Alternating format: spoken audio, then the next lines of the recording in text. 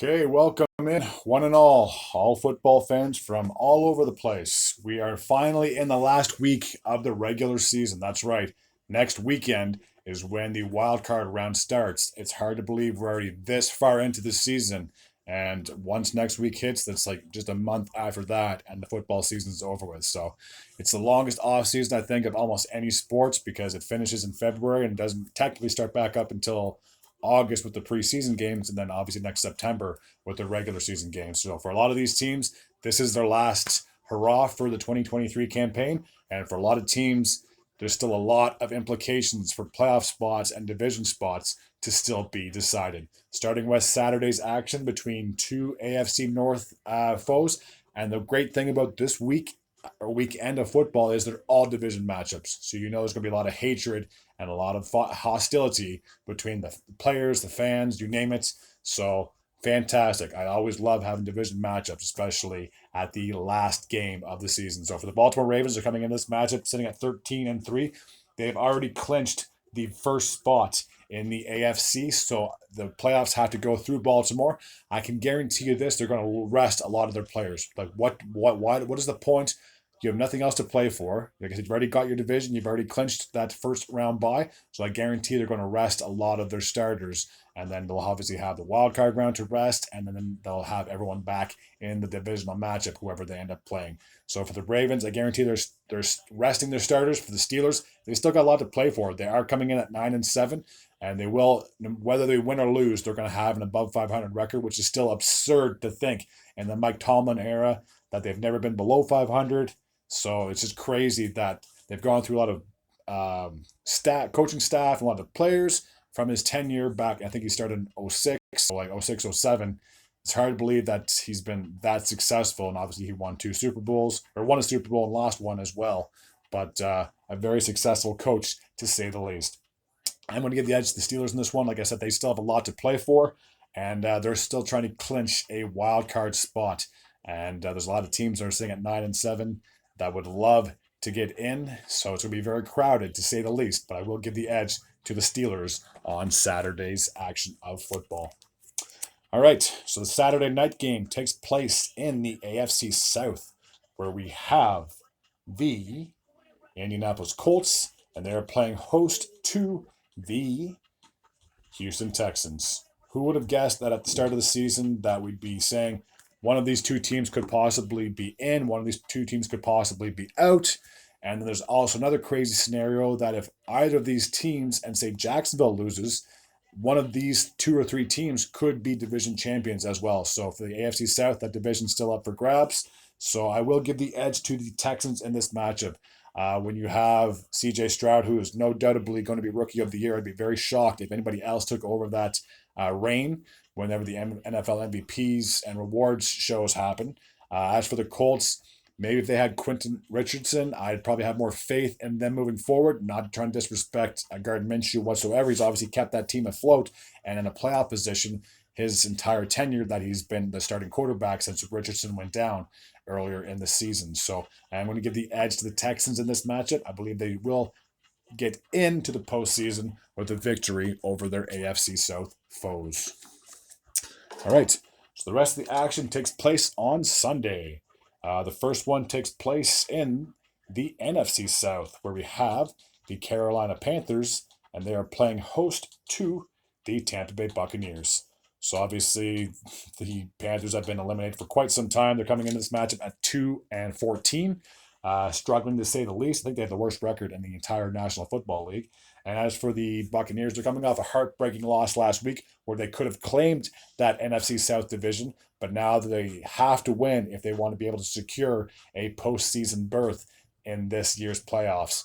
They have the New Orleans Saints still are also in contention, and if the Falcons happen to win and say the Buccaneers lose, then the Falcons could somehow miraculously take over that division as well. Like, it is the weakest division in the NFC, and I've said that for many, many weeks to come. But I do believe the Buccaneers should be able to defeat the worst team in the National Football League and secure their second consecutive or third consecutive NFC South title.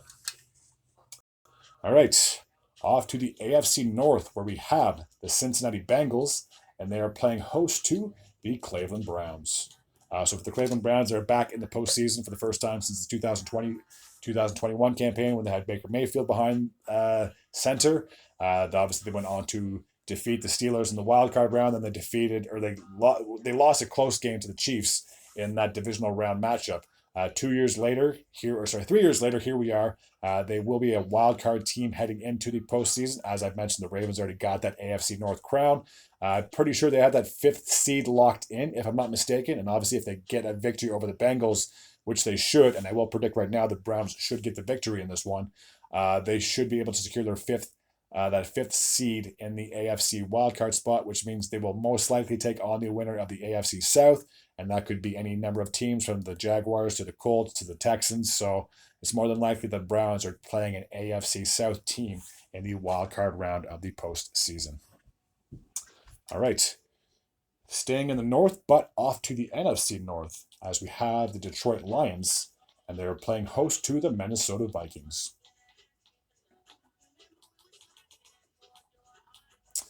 For the Vikings, a critical loss last week to the Packers. They have now dropped to 7-9. They're out of the postseason. There's no question about it. Even if they were to get victory, there's still a lot of teams with 8-9 wins respectively that are ahead of them in that NFC wildcard race. So for the Vikings, a very poor season, and obviously when you lost your Kirk Cousins, your face of your franchise kind of player, that really hurt the team. Dobbs did step in, and he had a pretty decent amount of games that he was able to win, but unfortunately they've been going downhill the last month or so of the season. As for the Detroit Lions, they've already clinched that NFC North title. They got that about 2 weeks ago. They're just fighting for seeding at this point in that NFC playoff picture. They're still fighting to try and get second place in that division, or second place in the NFC, but I don't think that's going to happen. I believe that's going to go to either the Cowboys or the Eagles, respectively. So if you're the Detroit Lions, at best, you're finishing with the number 3 seed, and you will be taking on the number 6 seed, whatever team that may be. But for the first time, like I said, in over 30 years, there will be a home playoff game for Detroit. I believe they should get the victory over the Lions because, like I said, they for sure want to secure that number 3 spot at least when it comes to the postseason. All right, off to the AFC East, where we have the New England Patriots, and they are playing host to the New York Jets. Neither of these teams are making the postseason, as the Jets are coming in this with a 6-10 record, and the Patriots have a 4-12 record. So this is probably going to be a very low-watched game. If I'm going to be completely honest with you, neither of these teams have really much to play for. Neither of these teams can spoil the other team's aspirations of making the postseason. So, like I said, it's just going to be a game that you're just going to have for bragging rights. Like, okay, we won the last game of the season. We beat you. Congratulations. This is a coin flip, if I'm going to be completely honest with you. And I'll give the Patriots the edge in this one. They've been looking really well as of the last couple of weeks. They beat the Steelers and Broncos respectively the last 2 weeks of the season. Last 2 of the 3 weeks, I should say. I think they lost their last game. Let me just double check here.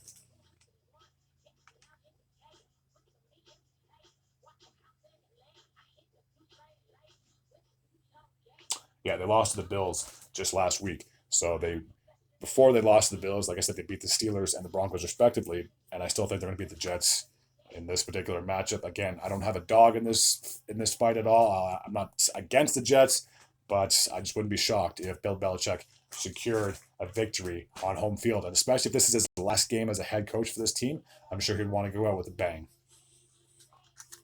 All right, off to the NFC South, where we have the New Orleans Saints, and they're taking on the Atlanta Falcons. So just like I talked about with the Buccaneers, it's pretty much like a 3-way juggernaut for top seed in that division. The Falcons are below 500 at 7-9, and the Saints are at 8-8 after defeating the Bucs last week in week number 17. So a critical game for both these teams. I will give the edge to the Saints in this one. I just think they should be able to secure a home matchup or home win over the Falcons. And obviously, if the Falcons lose, they're out of the postseason altogether because they would finish with a 7-10 record. And I believe the Packers have the number 7 seed with 8 wins. So obviously, if the Falcons lose or the Packers win, the Falcons are out of the wild card chase. But if there's a slim chance that the Falcons beat the Saints and the Buccaneers lose to the Panthers, the Falcons could somehow miraculously get that division but I honestly don't see it happening. I do believe the Saints should be able to push for a victory, and if they for some reason can't secure a division crown, as I believe the Buccaneers should defeat the Panthers, I believe they still could possibly squeak into a wild card spot with 9 wins. All right, now we're off to the AFC South, where we have the Tennessee Titans, and they are taking on the Jacksonville Jaguars. So for the Titans, obviously, this has been a season that just did not go as planned at all. They're coming into this with a 5-11 record, no postseason in the Music City. As for the Jaguars, they're still holding on to a very slim lead in that AFC South, as all 3 teams have identical 9-7 records. So if the Jaguars win, they obviously win out that division. If for some reason the Titans upset the Jaguars in this matchup, then either the Colts or the Texans could be AFC South champions, and they would finish with the number 4 seed. I am going to give the edge to the Jaguars in this matchup. I just believe they have a lot to fight for. They're fighting for not only their playoff lives, but their division crown as well, and they don't want to give that up, because if there's a slim chance they lose this and the other 2 teams should happen to win, the Jaguars could easily find themselves on the outskirts of the postseason looking in. All right, off to the AFC West, where we have the Arizona Cardinals, and they are taking on the Seattle Seahawks. So for the Cardinals, obviously this has been a lost season to say the least. They're coming into this matchup with a 4-12 record. And for the Seahawks, they're still fighting for their playoff lives as well. They're coming in with an 8-8 record. I'm going to say there's an upset in this one. I give the edge to Kyler Murray and the Cardinals after they had a humongous victory over the Eagles. If you can beat the Eagles, not trying to say anything bad about the Eagles since they've lost like 4 of the last 5 games, but if you can defeat the Eagles, you should be able to defeat the Seahawks. So with that being said, like I said, I will give the edge to the Cardinals in this matchup. I believe they will push the Seahawks out of a postseason berth. All right, now we're off to Lambeau Field, where we have the Green Bay Packers, who I just mentioned have the number 7 seed in that NFC, and they're taking on the Chicago Bears. So it's hard to believe that this late in the season, the very last game of the year, these teams are only a game apart. When the Bears were like so far behind the standings, now they're starting to get red hot just at the right time. But unfortunately for the Chicago, there will not be any postseason action as they're coming in with a 7-9 record. The Packers, like I said before, they have an 8-8 record. If they win, they're in. There's no ands, ifs, or buts about it, because they would have a 9-8 record at that point in the season, and they are still holding on to that last playoff spot as we speak, heading into the final week of the regular season. So I will give the edge to Jordan Love. I believe he should have a good game against a division foe. All right, off to the AFC West, where we have the Los Angeles Chargers, and they're taking on the Kansas City Chiefs. So for the Chiefs last week, after getting the victory, they did secure their 8th straight AFC West title, which is absolutely absurd. It started with Alex Smith, and now they have Patrick Mahomes at the helm. And for the Chiefs, I'm sure it's been a disappointing season to say the least, because they're not going to have that number 1 seed. They're not. I don't think they're going to get the number 2 seed, because I believe the Dolphins have 10 or 11 wins respectively, and the Chiefs only have 9 wins at this point in the season. So for the Chiefs, the Chiefs have 10 wins of the season. So if the Chiefs want to try to get into second place in that division, they need the Bills to defeat the Dolphins, and the Chiefs could possibly move up to second place in that AFC, but there's no way they're catching the Ravens, like I said at the very start of this video, where the Ravens already secured the number 1 seed in the AFC. So there's a lot to play for the Chiefs. I will give them the edge in this matchup. They should be able to defeat the Justin Herbert-less Chargers and secure their 11th win of the season.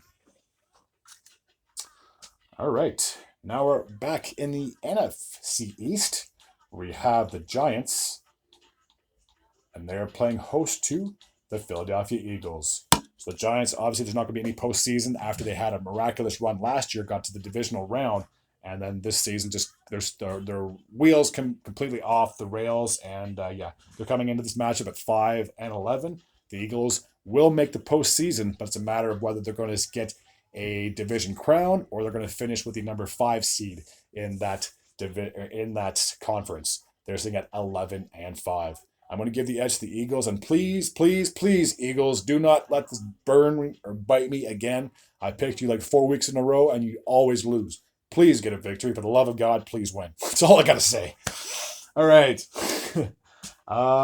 With that being said, we're going to go back to the NFC West, where we have the Los Angeles Rams, and they're heading into San Francisco to take on the 49ers.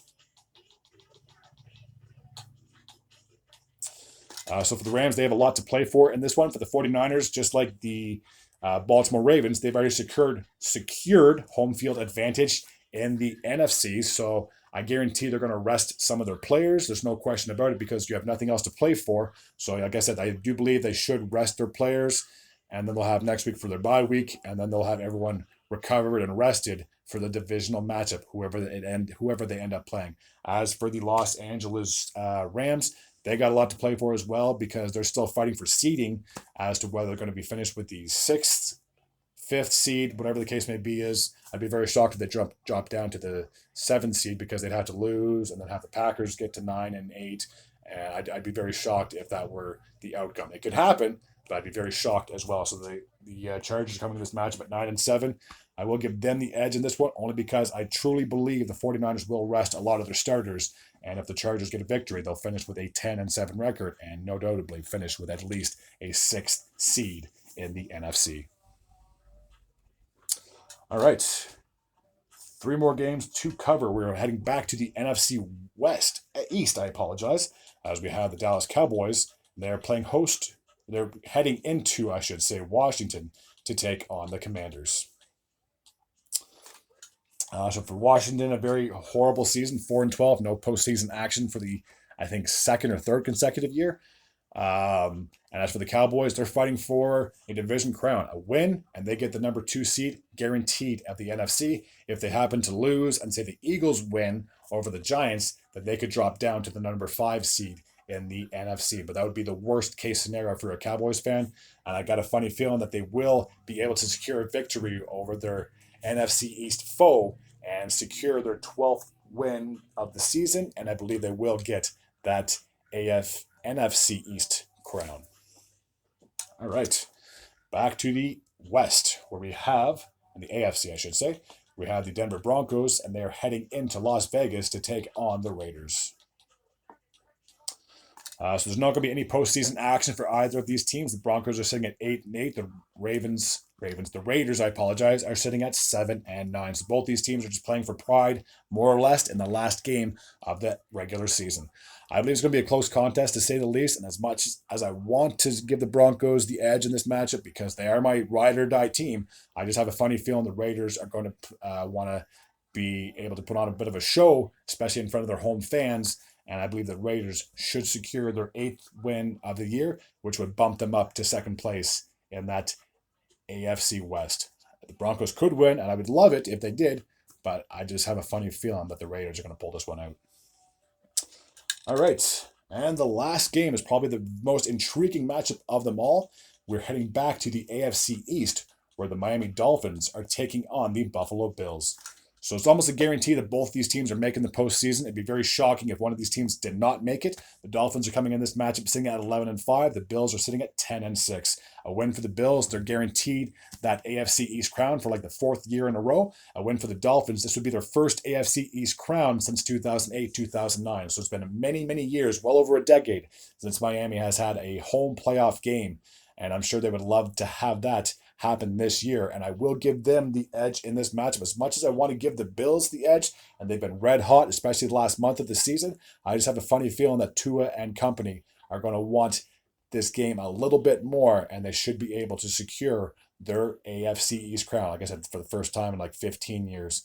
Even if the Bills happen to lose, at worst case scenario, they would finish in a wild card spot. They could finish as high as 5th. Sorry, they could finish as high as 6th or 7th. Sorry, I shouldn't say that. Let me rephrase that. The Bills should finish at least 6th in that AFC East. AFC wild card. Wow. Just because I think, let me just take a quick little check and with all the records. Yeah, because Cleveland's already got, I believe, that 5th seed locked down. So obviously if the Browns win, they're guaranteed that 5th spot. So yeah, at worst case scenario, the Bills could finish 6th if they lose. If the Bills happen to win, they get the crown. The Dolphins could jump and could be in 5th or 6th place. So there's so many different scenarios that can happen. by the end of Sunday night as to determine who goes where, who goes home, and who has a home game as compared to playing away from home and trying to make a playoff run. All right, that takes care of my predictions for the very last week of the regular season. For those that have tuned in, thank you very much. I mean that from the bottom of my heart. If you're new to this channel, please feel free to hit the sub button, as once the postseason rolls around, I'll be reviewing all the teams' actions from the season and doing previews for the playoffs as well. All right, and I'll just make a quick little side note that coming into this week, my overall record from picks from week 1 to 17 is 144 and 92. So as long as I don't get 8 incorrect, I should finish with less than 800 wrong of my predictions, which in my opinion isn't that bad considering there's so many games on the schedule.